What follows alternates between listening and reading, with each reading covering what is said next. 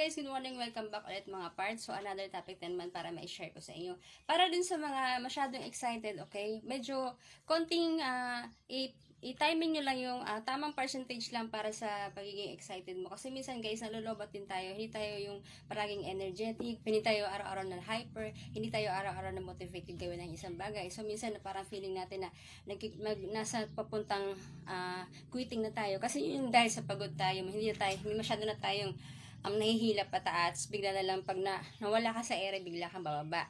Okay, yung kasi yung nangyayari, kaya bigla na lang sila na turn off, na-discourage, ang bilis nila ma-attrition, kasi bakit masyado sila nag-focus sa exciting, ang taas na expectation nila, kaya bigla lang naka-experience sila ng mga negative sa mga pagbabash, sa mga, lalo na lang sa mga close friends nila, sa family nila, ang bilis nila ma-hurt, kasi hindi sila naging prepare, masyado silang nag-high standard ulit, kaya tamang level lang, okay?